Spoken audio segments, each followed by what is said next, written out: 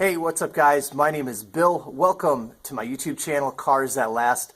On today's video, I'm going to show you how I purchased a rust-free truck from the South. Now, it seems like a pretty simple concept.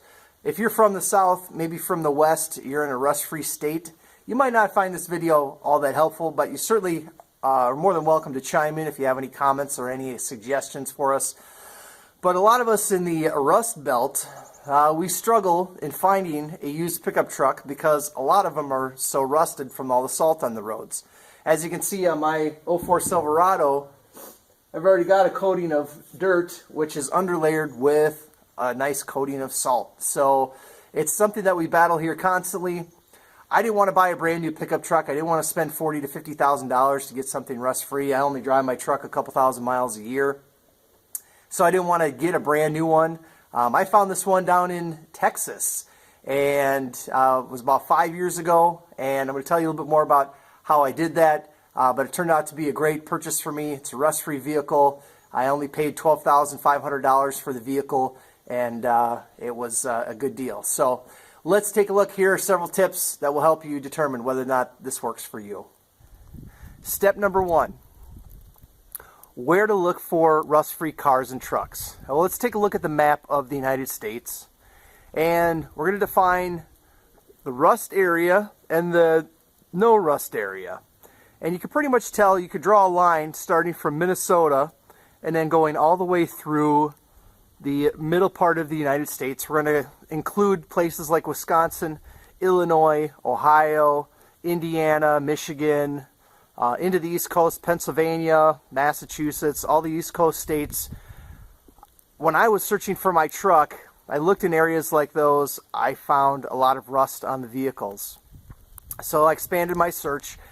The next area that I looked at was the Mid-South. Now, the Mid-South would be places like maybe Kansas, Missouri, getting into Tennessee, etc. Those weren't bad places either. You're right on that borderline of where they use salt on the roads, where they don't. Usually they don't use salt in places like Tennessee. Indiana, they do. And I was actually in Indiana in December.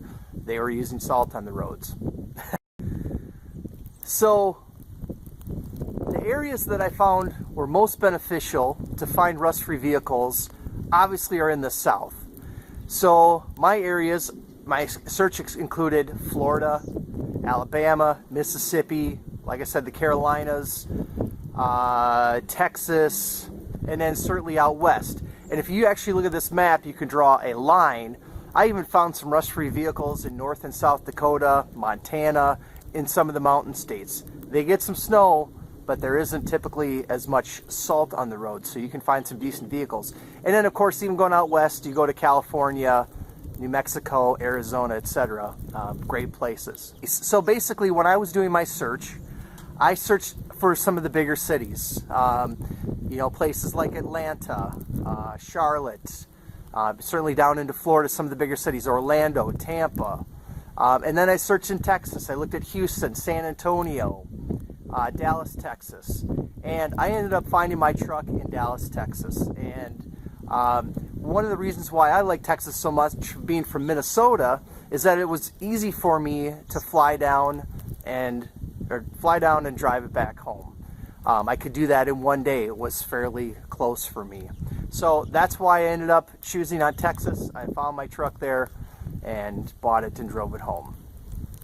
Okay guys, I had to do a scene change because the snow was coming down too hard and I just couldn't get out what I wanted to say. So here's what I want to tell you. Was this a great experience? Yes. Here's what I did to find vehicles. I went to 3 different websites. I went to cars.com, I went to carsforsale.com, and I went to Craigslist. Now, cars.com is a great website.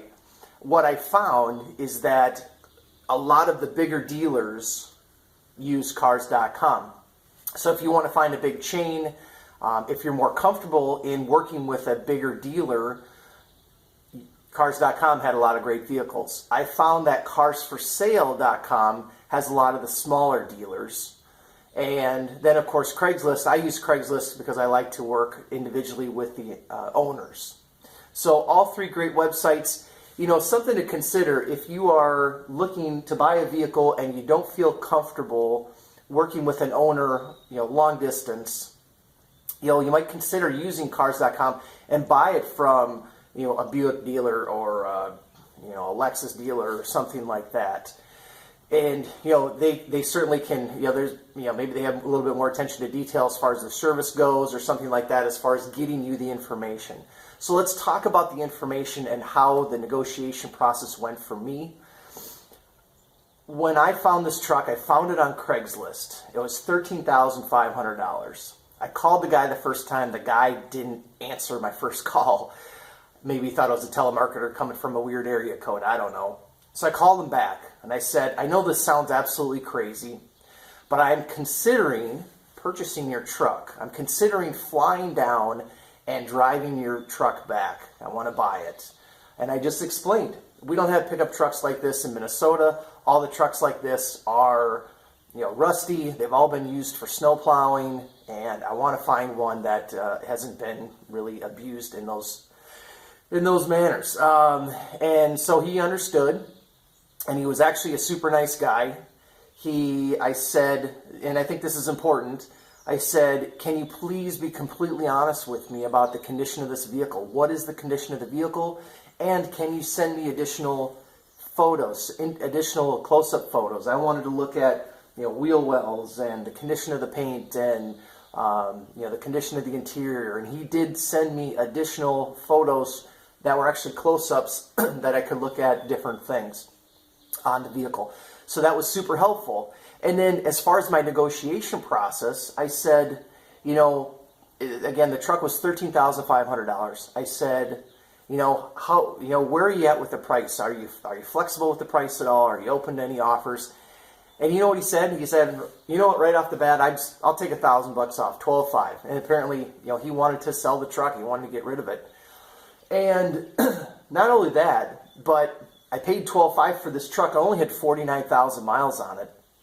And all of the vehicles in my area here in Minnesota with, rusty undersides and things like that were the same price. So, just because I'm flying down to Texas to buy this, it didn't cost more money. It wasn't more expensive of a vehicle in Texas because it's rust-free. It's just another vehicle in Texas. So that was beneficial.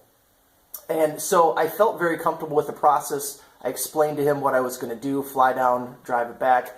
And he actually said, you know what, why don't we do this? I live an hour from the Dallas airport. I got a hotel, get a hotel, and I'll pick you up from the hotel and we'll drive back. And I'm like, whoa, wait a minute. So I don't, again, I'm a little skeptical, and I shouldn't be. I know we shouldn't be, but I was. I actually brought my father-in-law with me on the trip and said he was coming along. This guy that I bought the truck from, he pulled up in a brand new King Ranch Ford F-250, I think is what it was.